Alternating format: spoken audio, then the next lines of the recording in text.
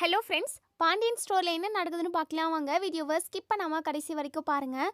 சேனலை சப்ஸ்கிரைப் பண்ணிக்கோங்க, மறக்காமல் பெல் ஐகானையும் கிளிக் பண்ணிக்கோங்க.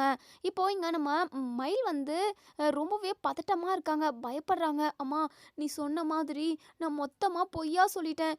என் புருஷன் தங்கம், என் மாமியார் என்னை தங்கத்தட்டில் வச்சு தாங்கிக்கிட்டாங்க. என் மாமனார் அவர் தலையில் தூக்கி வச்சு கொண்டாடிக்கிட்டு இருந்தார் என்ன. அப்படி அந்த வீட்டில் உள்ள ஒட்டுமொத்த பேருமே என்னை ரொம்ப நல்லா பார்த்துக்கிட்டாங்க. ஆனால் நீ எக்கச்சக்கமான பொய்யை சொல்லி இப்போ ஒரு கேஸை போட்டிருக்கோம். அதுக்கு நானும் உடந்தையா? ஆமாம் ஆமான்னு சொல்லிட்டு தலையாட்டிட்டேன். எங்கே நான் சரவணன் மாமா கூட ஒன்று சேர்ந்து வாழ முடியாமல் போயிடுமோன்னு சொல்லிட்டு பயத்தில் நானும் நீ சொல்கிற பொய்க்கு உடந்தையா இருந்துட்டேனே. ஐயோ, இதனால் என்ன பிரச்சனை வரப்போகுதோ அப்படின்னு சொல்லிட்டு இங்கே நம்ம மயில் வந்து பயங்கரமாக பயந்துக்கிட்டு இருக்காங்க. பாக்கியம் சொல்கிறாங்க, ஏ கூறு கெட்டவளே, இப்போதாண்டி அந்த குடும்பமே உன் காலில் வந்து விழப்போகுது. நீ சரவணன் மாப்பிள்ளை கூட ஒன்று சேர்ந்து சந்தோஷமாக வாழ போகிற. இங்கே பாரு மயில், பதட்டப்படாமல் பயப்படாமல் இரு மயில். நீ அந்த குடும்பத்தில் போயிட்டு சந்தோஷமாக வாழ்வ, நான் வாழ வைப்பேன்டி அப்படின்னு சொல்கிறாங்க. இங்கே நம்ம சுடர் இருந்துட்டு, ஆமாம் கிளிப்பண்ணி இருக்கிற இல்லாத எல்லா பொய்யுமே சொல்லி கேஸை போட்டு இப்போ அவங்க எல்லாரையுமே ஸ்டேஷன் வரைக்கும் கொண்டு வந்து நிறுத்திட்டேன். அவங்களுக்கு இன்னும் கோவம் அதிகமாக தான் ஆகுமா. கொஞ்சம் கூட யோசிக்க மாட்டியா? அக்காவோட வாழ்க்கையை ஒட்டு மொத்தமாக குழி தோண்டி புதைச்சிடலான்னு பார்த்துட்டல நீ அப்படின்னு சொல்லிட்டு நம்ம சுடர் கேட்கவும், உடனே இங்கே பாக்கி இருந்துட்டு, ஏய் உனக்கு என்னடி தெரியும்? நீ சின்ன பொண்ணு, இதெல்லாம் எதுவுமே பேசக்கூடாது. நீ எனக்கு தெரியும் மயிலோட வாழ்க்கையை எப்படி காப்பாற்றணும்னு சொல்லிட்டு. சும்மா வெட்டி பேச்சு பேசிக்கிட்டு இருக்காத. போயிட்டு சமைப்போ. சாப்பிட்டு 2-3 நாள் ஆச்சு. பிரச்சனைன்னு பிரச்சனையாக போய்கிட்டு இருக்கு அப்படின்னு சொல்லிட்டு பாக்கியம் சொல்கிறாங்க. இன்னொரு சைடு நம்ம போலீஸ் வந்து ஸ்டேட்மெண்ட்டை கொண்டு போயிட்டு இன்ஸ்பெக்டர் கிட்ட கொடுக்குறாங்க. இன்ஸ்பெக்டருமே அதை படித்து பார்க்குறாங்க. இப்போது சக்திவேலும் முத்துவேலு அதுக்கப்புறம் மீனாவோட அப்பா இவங்க 3 பேருமே இன்ஸ்பெக்டர் கிட்ட பேச போகிறாங்க. மேடம், நீங்கள் அந்த பொண்ணுக்கிட்ட விசாரிச்சுட்டு வந்துட்டிங்களா? ஸ்டேட்மெண்ட் கொடுத்துட்டாங்களா? அவங்க கண்டிப்பாக சொல்லியிருப்பாங்க, பாண்டியனோட குடும்பம் ரொம்ப நல்ல குடும்பம், அவங்க என்னை ரொம்ப நல்லா பார்த்துக்கிட்டாங்க, இப்படியெல்லாம் வரதட்சணை கொடுமை பண்ணலன்னு சொல்லிட்டு தான் கண்டிப்பாக அந்த பொண்ணு ஸ்டேட்மெண்ட் கொடுத்துருக்கோம் அப்படின்னு சொல்லிட்டு சக்திவேலும் முத்துவேலும் சொல்லவும், உடனே இங்கே இன்ஸ்பெக்டர் இருந்துட்டு, சாரி சார், நீங்கள் சொல்கிறதுக்கு எதிர்மாறாதான் அந்த பொண்ணு ஸ்டேட்மெண்ட் கொடுத்துருக்கு. அந்த பொண்ணை இந்த குடும்பம் ஃபுல்லாக சேர்ந்து ரொம்பவே டார்ச்சர் பண்ணதா, கொடுமை பண்ணதா அந்த பொண்ணு ஸ்டேட்மெண்ட் கொடுத்துருக்கா. அந்த பொண்ணு இப்போ ரொம்பவே உடம்புக்கு முடியாமல் ரொம்பவே மனசொடைஞ்சி போய் மன உளைச்சலில் இருக்கா. அதுக்கு காரணம் எல்லாமே இந்த குடும்பம் தான். இவங்களை நான் அவ்வளோ அசால்ட்டாக விடவே மாட்டேன். இது கேஸ் ஸ்ட்ராங் ஆகிடுச்சு. அது மட்டும் இல்லாமல் அந்த பொண்ணு வயிற்றில் கரு உருவாயிருக்கு. அந்த கரு கலையிற அளவுக்கு இவங்க எல்லாருமா சேர்ந்து கொடுமை பண்ணியிருக்காங்க. இது மிகப்பெரிய கேஸ். அந்த அளவுக்கு, அதாவது அவ்வளோ சீக்கிரமாலாம் இவங்க யாரையுமே நான் வெளியே விட முடியாது அப்படின்னு சொல்லிட்டு இங்கே இன்ஸ்பெக்டர் சொல்கிறாங்க. இதை கேட்ட நம்ம சக்திவேலும் முத்துவேலும் பயங்கரமாக அதிர்ச்சி ஆகிறாங்க. ஐயோ, தங்கச்சி குடும்பத்து மேலே ஸ்ட்ராங்காக கேஸை ஃபைல் பண்ணி விட்டுட்டாங்களே அப்படின்னு சொல்லிட்டு ரொம்பவே பதட்டப்படுறாங்க. சக்திவேல் இருந்துட்டு, அண்ணே என்னென்ன இது? பாண்டியன் குடும்பத்தை பற்றி நமக்கே தெரியும், ஏன் அந்த ஊரில் உள்ள ஒட்டுமொத்த பேருக்குமே தெரியும். இந்த மயில் பிள்ளை கூட அந்த குடும்பத்தில் ரொம்ப நல்லா தானே வாழ்ந்துக்கிட்டு இருந்துச்சு. ஆனால் இப்படி ஒரு கேஸை போட்டு வச்சுருக்காங்களே, ஸ்ட்ராங் ஆகிடுச்சு கேஸு, இனிமேலாம் இன்னும் பண்ண முடியாதுன்னு இன்ஸ்பெக்டர் மேடம் சொல்கிறாங்க. என்னென்ன பண்ண முடியும் அப்படின்னு சொல்லிட்டு சக்திவேல் வந்து ரொம்பவே கலங்கிக்கிட்டே சொல்லவும், உடனே நம்ம முத்துவேல் இருந்துட்டு, சக்தி பார்த்துக்கலாம் அப்படின்னு சொல்லிட்டு உடனே இங்கே இன்ஸ்பெக்டர் இருந்துட்டு, இங்கே பாருங்கள், நீங்கள் யாரும் இங்கே இருக்காதீங்க, நாங்கள் விசாரிக்க வேண்டியவங்களை விசாரிச்சுட்டு அதுக்கப்புறம் அவங்கள நாங்கள் கோர்ட்டுக்கு கூட்டிகிட்டு போகிறதா இல்லை ஜெயிலுக்குள்ளே போகிறதா இப்படின்னு நாங்கள் ஏதாவது ஆக்ஷன் எடுக்கணும். தேவையில்லாமல் நீங்கள் எங்களை டிஸ்டர்பன்ஸ் பண்ணாதீங்க, எங்கள் வேலையை நாங்கள் பார்க்கணும் அப்படின்னு சொல்லிட்டு சொல்கிறாங்க. இப்போது சக்திவேலும் முத்துவேலும் நம்ம மீனாவோட அப்பாவும் இவங்க 3 பேருமே ரொம்பவே முகம் வாடி போய் வெளியே வரவும், இங்கே நம்ம கோமதி ஓடி வந்து, அண்ணே, இன்ஸ்பெக்டர் மேடம் என்ன சொன்னாங்க? எங்கள் மேலே எந்த தப்பும் இல்லைன்னு சொல்லிட்டாங்களா? நம்ம இப்போ கிளம்பலாமா அப்படின்னு சொல்லவும், உடனே இங்கே சக்தியில் இருந்துட்டு, கோமதி, இல்லைம்மா, அந்த பொண்ணு மயில் ரொம்பவே ஸ்ட்ராங்காக நம்ம மேலே கேஸை போட்டிருக்காங்க. நீங்கள் இப்போதைக்கு வெளியே வரவே முடியாது, இப்போது ஆக்ஷன் எடுக்கிறேன் அது இதுன்னு சொல்லிக்கிட்டு இருக்காங்க. நீங்கள் அந்த பொண்ணோட கரு கலையிற அளவுக்கு கொடுமை பண்ணீங்க அப்படின்னு சொல்லிட்டு அந்த பொண்ணு ஸ்டேட்மெண்ட் கொடுத்துருக்கு கோமதி அப்படின்னு சொல்லிட்டு சக்திவேல் சொல்கிறாங்க. இதை கேட்டதுமே இங்கே நம்ம கோமதிக்கு மயக்கம் வந்துடுது, அப்படி கீழே விழுந்துடுறாங்க. உடனே நம்ம அரசி அவங்க ஃபேமிலியில் உள்ள எல்லாருமே வந்து எழுப்பி தண்ணியெல்லாம் கொடுக்குறாங்க. இங்கே சரவணனுக்கு பயங்கரமாக கோவம் வருது. உடனே இன்ஸ்பெக்டர்கிட்ட போய் கோவமாக பேசுகிறாங்க. சண்டை போடுற மாதிரி பண்ணுறாங்க. உடனே இன்ஸ்பெக்டர் இருந்துட்டு, "இங்கே பாருடா, உன்னுடைய கிறுக்கு புத்தியெல்லாம் இங்கே காட்டாத. அந்த பொண்ணை கொடுமை பண்ண அந்த பொண்ணுக்கு கேட்கறதுக்கு மேய்க்கிறதுக்கு யாருமே ஆள் இல்லாதனால அந்த குடும்பத்தை நீங்கள் எல்லாருமா சேர்ந்து வாட்டி எடுத்தீங்க. ஆனால் இங்கே அப்படி கிடையாது. நான் போலீஸ், அதுக்கான மரியாதையை நீ கொடுத்து தான் ஆகணும். தப்பு பண்ணது நீ, தண்டனையை கண்டிப்பாக அனுபவிச்சு தான்டா ஆகணும்" அப்படின்னு சொல்லிட்டு இங்கே சரவணன் கிட்ட பேசவும் சரவணன் கத்துறாங்க, என்னை என்ன வேணாலும் பண்ணுங்க, ஆனால் என் குடும்பத்தில் உள்ள எல்லாரையுமே அனுப்புங்க வெளியே அப்படின்னு சொல்லவும் இங்கே இன்ஸ்பெக்டர் இருந்துட்டு, "நீ சொல்கிறதெல்லாம் கேட்டுக்கிட்டு நாங்கள் இருக்கணும்னு எங்களுக்கு எந்த அவசியம் இல்லை. நீங்கள் தப்பு பண்ணியிருக்கீங்க. உங்களுக்கான தண்டனையை கொடுக்கறதுக்காக நாங்கள் இருக்கோம். எப்படி நீ சொன்னோடனே நாங்கள் அதை கேட்கணுமா என்ன?" அப்படின்னு சொல்லிட்டு இங்கே இன்ஸ்பெக்டர் பேசிக்கிட்டு இருக்கவும் இங்கே நம்ம கதிர், செந்தில், பாண்டியன் இவங்க 3 பேருமே உள்ளே வந்து, "இங்கே பாரு சரவணா, நீ கொஞ்சம் பொறுமையாக இருடா. தேவையில்லாமல் ஏதாவது பேசி பிரச்சனையை பெருசு பண்ணிவிடாத. நம்ம மேலே எந்த தப்புமே இல்லைன்னு எல்லாருக்கும் தெரியும்ல. வா, நம்ம உண்மையை நிரூபிச்சுக்கலாம்" அப்படின்னு சொல்லிட்டு இங்கே சரவணனை சமாதானப்படுத்தி கூட்டிகிட்டு வராங்க. இப்போது உள்ளே ஏதோ சத்தம் கேட்டுக்கிட்டு இருக்குன்னு சொல்லிட்டு நம்ம பழனியும் மீனாவும் உள்ளே வராங்க. உடனே இங்கே நம்ம ராஜு இருந்துட்டு, அக்கா" அப்படின்னு சொல்லிட்டு மீனா கிட்ட அழுகுறாங்க. "என்னாச்சு? ஏன் இவ்வளோ சத்தம்? ஏதோ சண்டை மாதிரி இருந்தது." உடனே ராஜு சொல்கிறாங்க, "அக்கா, மயிலக்கா ஸ்டேட்மெண்ட் கொடுத்துருக்காங்க. அவங்க வயிற்றுல கரு வளர்ந்துக்கிட்டு இருக்கிறத கலையிற அளவுக்கு நம்ம குடும்பத்தில் உள்ள எல்லாருமே நம்ம கொடுமை பண்ணோம், வரதட்சணை கொடுமை பண்ணோம், பணம் கேட்டு தொந்தரவு பண்ணோன்னு சொல்லிட்டு இப்படி எக்கச்சக்கமான கேஸ் எல்லாமே அவங்க அம்மா அப்பாலாம் போட்டு வச்சுருந்தாங்களே, இப்போ அது உண்மைதான் அப்படின்னு சொல்லிட்டு ஸ்டேட்மெண்ட் கொடுத்துருக்காங்க" அப்படின்னு சொல்லிட்டு ராஜி வந்து சொல்கிறாங்க. இதை கேட்டதுமே இங்கே மீனா பயங்கரமாக அதிர்ச்சி ஆகுறாங்க. "என்ன சொல்கிற ராஜி, மயிலக்காவே சொல்லிட்டாங்களா?" அப்படின்னு சொல்லி கேட்கவும், "ஆமாக்கா, அவ்வளோதான், கேஸ் ரொம்ப ஸ்ட்ராங் ஆகிடுச்சு. இனிமேல் உங்களெல்லாம் வெளியே விட முடியாது. நாங்கள் உங்களை விசாரிக்கணும்" அப்படின்னு சொல்லிட்டு இன்ஸ்பெக்டர் சொல்கிறாங்களாம். அப்படின்னு சொல்லிட்டு இங்கே நம்ம ராஜி அழுகுறாங்க. "ரொம்பவே பயமாக இருக்குக்கா, இங்கேயே நம்ம இருக்கணுமா?" அப்படின்னு சொல்லிட்டு அழுகுறாங்க.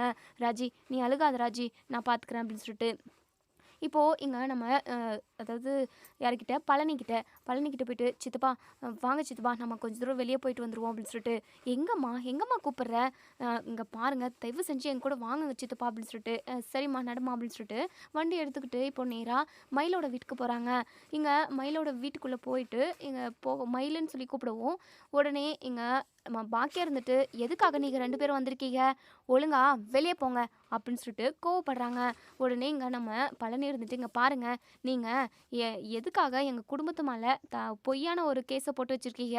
உங்களால் சின்ன பசங்க எல்லாருமே ரொம்பவே கஷ்டப்படுறாங்க. அரசி, ராஜின்னு இவங்க எல்லாருமே அழுதுகிட்டே இருக்காங்க, ரொம்ப பயப்படுறாங்க. எங்கள் மேலே எந்த தப்புமே இல்லை. அப்புறம் எதுக்காக நீங்கள் கேஸை கொடுத்தீங்க? மயில் கூட நாங்கள் பேசணும்" அப்படின்னு சொல்லிட்டு பழனி சொல்லவும் உடனே பாக்கியா சொல்கிறாங்க, "இங்கே பாருங்கள், என் பொண்ணை எப்படி நொறுக்கி வச்சுருக்கீங்க. என் பொண்ணு ரொம்பவே மன உளைச்சலுக்கு ஆளாயிருக்கா. என் பொண்ணோட வாழ்க்கைக்கு ஒரு பதில் கிடைச்சே ஆகணும். நீங்களாம் மயில் கூட பேச முடியாது. இங்கேருந்து வெளியே போங்க" அப்படின்னு சொல்லிட்டு பாக்கியம் கத்தவும் உடனே மீனா இருந்துட்டு, "இப்படி பேசுறதுக்கு உங்களுக்கு கொஞ்சம் கூட மனசு உறுத்தலை? கொஞ்சம் கூட குற்ற உணர்ச்சின்னு ஒன்று இல்லாமவே பேசுகிறீங்க? நாங்கள் இப்போ மயிலக்கா கூட பேசியே ஆகணும். மயிலக்கா கொடுமை பண்ணதான் ஸ்டேட்மெண்ட் கொடுத்துருக்காங்களாம். அவங்கள கூப்பிடுங்க. என் அத்தையும் என் மாமா, ஏன் சரவணன் மாமான்னு வீட்டில் உள்ள ஒட்டுமொத்த பேரும் உங்களை ரொம்ப நல்லா தானே கவனிச்சுக்கிட்டோம். எல்லாரும் ரொம்பவே சந்தோஷமாக தானே அந்த வீட்டில் இருந்தாங்க அவங்க. அப்புறம் ஏன் எதுக்காக இப்படி பொய்யா ஒன்று சொல்லணும்?" அப்படின்னு சொல்லி கேட்கவும் பாக்கியம் சொல்கிறாங்க, "இங்கே பாருடி, நீ கவர்மெண்ட் ஜாபு, நீ அரசாங்க உத்தியோகத்துக்கு போயிட்டு அப்படியே டீச்சர் மாதிரி உள்ளே வருவ. அதே ராஜி ட்ராவல்ஸு இல்லை காலேஜ் படிப்புன்னு சொல்லிட்டு ஓடி போயிடுவா. வீட்டில் உள்ள ஒட்டுமொத்த வேலையையும் என் பொண்ணை தானே வாங்கினீங்க.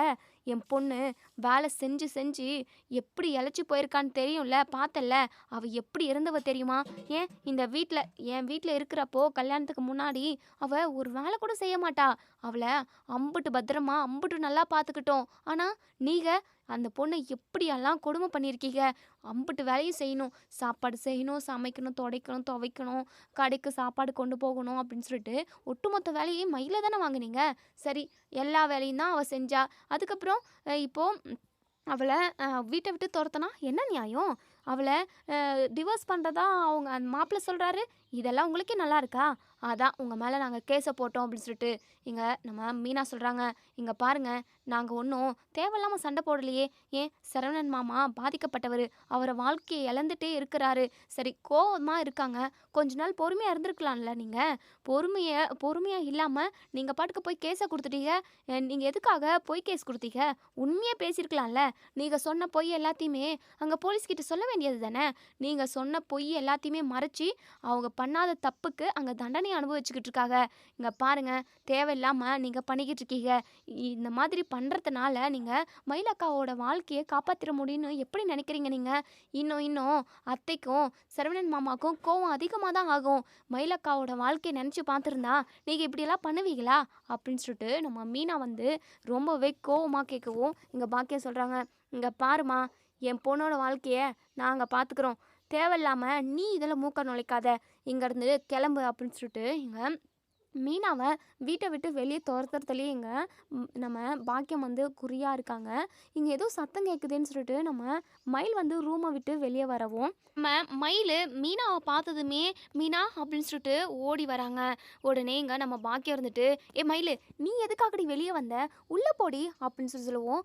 இருமா, மீனா வந்திருக்கால, அவள் என்ன பார்க்கறதுக்காக தான் வந்திருக்கா, நான் அவள் கூட பார்த்து பேசிட்டு போகிறேனே அப்படின்னு சொல்லுவோம். உடனே பாக்கியம் இருந்துட்டு, ஏ மயில், நீ உள்ளே போ, உன் மனசை பேசி கெடுக்கிறதுக்காக தான் இவ வந்திருக்கா, நீ இங்கே இருக்காத அப்படின்னு சொல்லுவோம். உடனே இங்கே நம்ம மீனா இருந்துட்டு, அக்கா உங்கள் கூட நான் பேசுறதுக்காக தான் வந்திருக்கேன் அப்படின்னு சொல்கிறாங்க.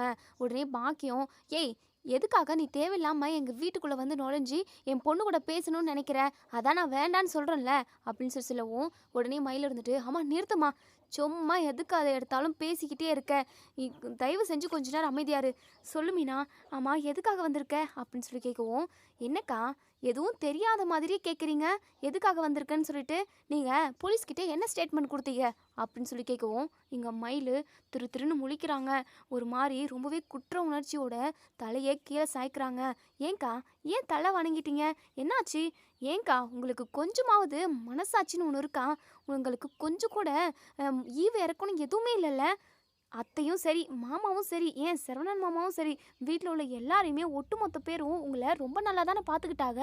நீங்கள் என்னடானா அவங்க மேலே வரதட்சணை கொடுமை, கருவை கழிச்சாங்க, வீட்டை விட்டு அடித்து துரத்துனாங்கன்னு சொல்லிட்டு இப்படி எக்கச்சக்கமான பொய்யை சொல்லி கேஸ் போட்டு வச்சுருக்கீங்க. அரசி பாவம் அழுதுகிட்டே இருக்கா. ராஜி அத்தனை அழுதே பயந்துக்கிட்டு அந்த போலீஸ் ஸ்டேஷனில் ஓரமாக மூலையில் உட்காண்ட்ருக்காங்க. இப்படி ஒரு நிலைமை அவங்களுக்கு தேவையாக்கா? அவங்க என்னக்கா தப்பு பண்ணாங்க? பண்ண தப்பு எல்லாமே நீங்கள் தானே, உங்கள் மேலே தானே எல்லா தப்புமே இருக்குது. நீங்கள் கல்யாணம் பண்ணுறதுக்கு முன்னாடி எத்தனை எக்கச்சக்கமான பொய்யை சொல்லியிருக்கீங்க. ஏன் நகை விஷயத்தில் கூட பொய் தானே. உங்ககிட்ட அவங்க ஒரு நாளாவது பணம் கொண்டு வா அம்மா வீட்டிலேருந்து, இல்லை நகை கொண்டு வான்னு சொல்லிட்டு டார்ச்சர் பண்ணியிருப்பாங்களா? ஏன் நீங்கள் போட்டுட்டு வந்த நகையை கூட கல்யாண மண்டபத்தில் வச்சு அவங்க செக் பண்ணி கூட பார்க்கல, இது கவரிங்கா தங்கமான்னு சொல்லிட்டு. ஆனால் நீங்கள் கவரிங்க தானே போட்டீங்க, 8 பவுன் மட்டும்தானே தங்கம். இப்போ வரைக்குமே இந்த விஷயம் யாருக்குமே தெரியாது. அவங்க மேலே போய் வரதட்சணை கொடுமைன்னு கேஸ் போட்டு வச்சுருக்கீங்க. இதெல்லாம் உங்களுக்கே நியாயமாக இருக்கா அப்படின்னு சொல்லிட்டு நம்ம மீனா எங்கள் மயிலை ஒவ்வொரு வார்த்தையும் கேட்க மயில் அப்படி குற்ற உணர்ச்சியில் கூனி குறுகே நிற்கிறாங்க. உடனே மயில் சொல்கிறாங்க, இங்கே பாரு மீனா, எனக்கு வேறு வழி தெரியல மீனா, என் வாழ்க்கை நான் எப்படி காப்பாற்றிக்கிறதுன்னு தெரியல அப்படின்னு சொல்லவும். என்னக்கா முட்டாள்தனமாக பேசுகிறீங்க நீங்கள்? அப்போது நீங்கள் அவங்க மேலே கேஸ் கொடுத்துட்டீங்க அப்படின்னா உங்கள் வாழ்க்கையை உங்களால் காப்பாற்றிக்க முடியுமா? கடைசியில் தண்டனை அனுபவிக்க போகிறது நீங்களாக தான் இருக்கணும். கடைசி வரைக்கும் உங்கள் மேலே இருக்கிற கோவம் குறையாது, அதிகரிச்சுக்கிட்டே தான் போகும் அப்படின்னு சொல்லிட்டு மீனா சொல்கிறாங்க. உடனே மயில் இருந்துட்டு, என்ன சொல்கிற மீனா, என் அம்மா தான் சொன்னாங்க, இப்படி கேஸ் போட்டால் தான் அவங்களாம் வந்து சமாதானத்துக்கு பேசுவாங்க, விவாகரத்தெல்லாம் பண்ண மாட்டாங்கன்னு சொல்லிச்சு. அதனால தான் மனசே இல்லாமல் தான் நான் இப்படி போய் சொன்னேனே தவிர மற்றபடி அவங்கள ஜெயிலுக்குள்ளே அனுப்பணும்னு சொல்லிட்டு எந்த ஒரு நோக்கமும் எனக்கு இல்லை மீனா அப்படின்னு சொல்லிட்டு. என்னக்கா, ஏற்கனவே இவங்க பேச்சை கேட்டு தான் நீங்கள் இந்த இடத்துல வந்து நின்றுக்கிட்டு இருக்கீங்க. ஏற்கனவே பொய் சொல்லி தான் இம்புட்டு பெரிய பிரச்சனையுமே, இப்போ திரும்பவும் பொய் சொல்லி கேஸை போட்டுருக்கீங்க. கடைசி வரைக்கும் சாகர வரைக்கும் இந்த ஒரு விஷயம் வந்து அவங்க மனசில் இருந்துக்கிட்டே இருக்கும்க்கா. என்னக்கா இதெல்லாம்? இங்கே பாருங்கக்கா, இப்போ கூட உங்களுக்கு வாய்ப்பு இருக்குது. நீங்கள் ஸ்டேஷனுக்கு வந்து எல்லா உண்மையுமே சொன்னதான் கண்டிப்பாக உங்களை எல்லாரையுமே வெளியே விடுவாங்க. இல்லைனா கண்டிப்பாக வெளியவே விடமாட்டாங்க மீனா. பிரச்சனை ரொம்ப பெருசா போயிடும். அப்படின்னு சொல்லிட்டு இங்க நம்ம மீனா வந்து மயில் கிட்ட சொல்லவும், மயிலு பயங்கரமா அழுகுறாங்க. என்ன பண்றதுன்னே தெரியல. பாக்கி இருந்துட்டு, "ஏ மீனா, என்னடி என்னென்னமோ பேசி என் பொண்ணு மனச கலைக்க பாக்குற? ஏங்க நீங்கலாம் அவங்களுக்கு ஒரு அம்மாவா? ச்சீ! எந்த ஒரு அம்மாவாவது இப்படி பண்ணுவாங்களா? பொண்ணோட வாழ்க்கைய நல்லபடியா சரி செஞ்சு வைக்கணும்னு தான் நெனைப்பாங்க. ஆனா நீங்க இருக்கிற இல்லாத எல்லா பொய்யும் சொல்லி அவங்க வாழ்க்கைய இப்படி கெடுத்து வச்சுட்டீங்க. கடைசி வரைக்கும் இங்க இப்படியே இருக்கணுன்றதுக்காக தான், இப்போ நீங்க பண்ணிக்கிட்டு இருக்கிற வேலை எல்லாமே." அப்படின்னு சொல்றாங்க. இப்போ இங்க நம்ம மீனா எதுக்கும் ஒரு ரெக்கார்டுமே பண்ணி வச்சுக்கலான்னு சொல்லிட்டு, ஃபோன்ல ரெக்கார்டுமே ஆன் பண்ணிடுறாங்க. ரெக்கார்ட் மோடுமே. இப்போ இங்க பாக்கி இருந்துட்டு, "ஏ மீனா, இங்க பாருடி. ஆமாடி, நாங்க போய் சொன்னோம். என்னென்ன சொன்னோம்? வயசு விஷயத்துல, படிப்பு விஷயத்துல, ஏன் நகை விஷயத்துலன்னு எல்லா விஷயத்துலயும் சொன்னோம். ஏன் அந்த குடும்பத்துல உள்ள ஒருத்தவங்க கூட அதாவது என் பொண்ண கொடுமை பண்ணல. எல்லாருமே ரொம்ப நல்லவைங்க தான். ஆனா என்ன பண்றது? நான் சொன்ன பொய்யால இப்போ என் பொண்ணு வாலா வெட்டியா வந்து வீட்ல உக்காந்துருக்காளே! எனக்கு வேற வழி தெரியல. அதான் இப்படி பண்ணாவாவது, அவங்க மேல பொய் கேஸ் போட்டாவாவது, அவங்களா கொஞ்சம் கேஸ்லேருந்து விடுவிக்கிறதுக்காக என் பொண்ண ஏத்துப்பாங்க அப்படின்ற ஒரு நம்பிக்கையில தான் இப்படியெல்லாம் பண்ணிக்கிட்டு இருக்கேன். கண்டிப்பா என் பொண்ண அந்த வீட்டுக்குள்ள வாழ வச்சுருவேன்.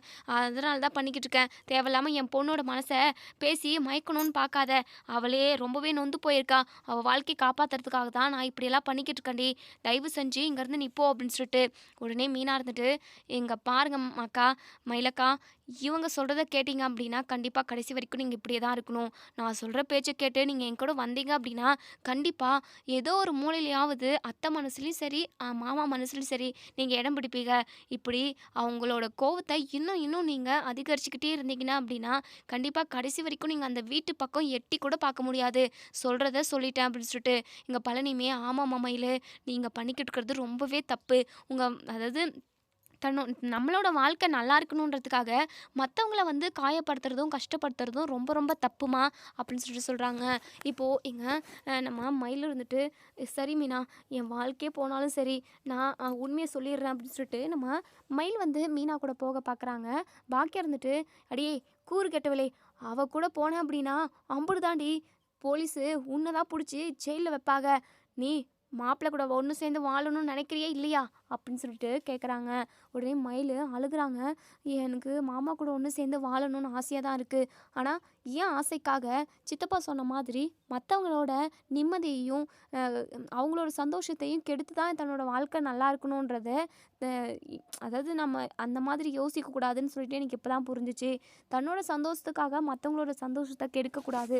அது ரொம்ப ரொம்ப தப்பு. சரி, நான் மீனா கூடயே போகிறேன்." அப்படின்னு சொல்லிட்டு, "வேணாடி மயிலு, நான் சொல்கிறத கேளுடி." அப்படின்னு சொல்லிட்டு இப்போது நம்ம மீனா கூடயே மயிலுமே போலீஸ் ஸ்டேஷன் கிளம்பி போயிடுறாங்க. இங்கே பாக்கியமும் நம்ம மாணிக்கமும் வீட்டிலே உட்காந்து பயங்கரமாக டென்ஷனில் இருக்காங்க. இங்கே மாணிக்கம் சொல்கிறாங்க, "ஏ பாக்கியம், நான் அப்போவே சொன்னேன், இந்த பொய்யெல்லாம் சொல்லாத. அவங்க கையில் காலில் விழுந்தாவது மயிலோட வாழ்க்கையை சரி செஞ்சு வச்சிடலான்னு நான் சொன்னேன். ஆனால் என் பேச்சை கேட்காம நீ போலீஸ் கம்ப்ளைண்ட் பண்ண. அதுவும் எத்தனை பொய் அவங்க மேலே பொய் கேஸாக போட்ட. இப்போது போலீஸ் எல்லாருமா வந்து நம்மளை ஒட்டுமொத்தமாக அள்ளிக்கிட்டு போக போகிறாங்க. எனக்கு பயமாக இருக்குது. ஐயோ, என்ன பண்ணுறது?" அப்படின்னு சொல்லிட்டு இங்கே நம்ம மாணிக்கம் வந்து ரொம்பவே பதட்டப்படுறாங்க, பயப்படவும் செய்கிறாங்க. இப்போது இங்கே நம்ம மீனா மயிலோட கையை பிடிச்சி இப்போ போலீஸ் ஸ்டேஷனுக்கு கூட்டிகிட்டு போகிறாங்க. இப்போது இங்கே கோமதி இருந்துட்டு பார்த்துட்டு, "என்ன இந்த மீனா மயிலை கூட்டிகிட்டு வந்திருக்கா? இவங்க 2 பேரும் ஒன்று சேர்ந்துட்டாங்களா? அப்போது கடைசி வரைக்கும் நம்ம இங்கே தான் இருக்கணுமா?"